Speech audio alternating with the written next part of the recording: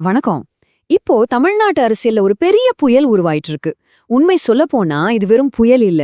தமிழ்நாட்டோட எதிர்காலத்தையே மாத்தி எழுத போற ஒரு பெரிய சுனாமின்னு சொல்லலாம். வாங்க இத பத்தி கொஞ்சம் விரிவா அலசி பார்க்கலாம். 30% பாக்கறதுக்கு இது வெறும் ஒரு நம்பர் மாதிரி தெரியலாம். ஆனா ஒரு புத்தம் புது கட்சி நாங்க இவ்ளோ ஓட்டு வாங்குவோம்னு சொல்றாங்க. நினைச்சு பாருங்க, இது மட்டும் நிஜமானா தமிழ்நாட்டோட அரசியல் சரித்திரமே தலைகீழா மாறிடும். அப்ப நம்ம மனசுல வர்ற முதல் கேள்வி இதுதான். ஒரே ஒரு சினிமா ஸ்டாரால இங்க 50 வருஷமா ஆழமா வேரூன்றி இருக்கிற அரசியலை அசைச்சு பார்க்க முடியுமா? இதுதான் மில்லியன் டாலர் கேள்வி இல்லையா? சரி, அப்போ இந்த அரசியல் பூகம்பத்துக்கு பின்னாடி இருக்கிறது யாரு? இந்த புது சேலஞ்ச் என்னன்னு முதல்ல பாத்திரலாம். அது வேற யாரும் இல்ல, தமிழக வெற்றி கழகம், அதாவது தவக. நம்ம எல்லாருக்கும் தெரிஞ்ச நடிகர் விஜய் ஆரம்பிச்ச கட்சி தான் இது. அவங்களோட டார்கெட் வரப்போற 2026 சட்டமன்ற தேர்தல் தான். பாருங்க, பல வருஷமா தமிழ்நாட்டு அரசியல்னாலே நமக்கு ஞாபகம் வர்றது டிஎம்கே, அதிமுக, இந்த 2 கட்சிகள் தான். ஆனா இப்போ தவேக என்ன சொல்றாங்கன்னா, அவங்களோட சொந்த சர்வே படி அவங்களுக்கு 30% ஓட்டு விழுன்னு சொல்றாங்க.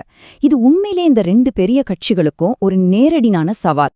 ஓகே, த வெகோவாவோட இந்த சவால் எந்த அளவுக்கு பெருசுன்னு நாம புரிஞ்சுக்கணும்னா, முதல்ல அவங்க கால் வைக்கிற இந்த அரசியல் களம் எப்படிப்பட்டதுன்னு நாம தெரிஞ்சுக்கணும். வாங்க பார்க்கலாம். கிட்டத்தட்ட ஒரு 50 வருஷமா தமிழ்நாட்டு அரசியலுங்கிறது இந்த 2 கட்சிகளை சுத்தி தான் நடக்குது. திமுக, அதிமுக. இவங்களுக்குள்ள இருக்கிற போட்டி தான் யார் ஆட்சிக்கு வரணும், யார் வரக்கூடாதுங்கிறதையும் முடிவு பண்ணிட்டு இருந்துச்சு. அப்போ இத்தனை வருஷமா தமிழ்நாட்டுல ஜெயிக்கிறதுக்குன்னு ஒரு ஃபார்முலா இருந்துச்சு. என்னது அது?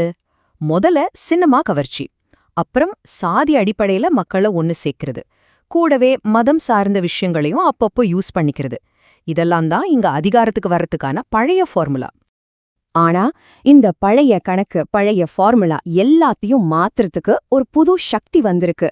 அதுதான் ஜென்சி, அதாவது நம்மளோட இளம் தலைமுறை வாக்காளர்கள். இப்ப அவங்க எப்படி இந்த மொத்த ஆட்டத்துமே மாத்துறாங்கன்னு பார்க்கலாம். அரசியல் எவ்வளவு வேகமா மாறியிருக்கு பாருங்களேன்.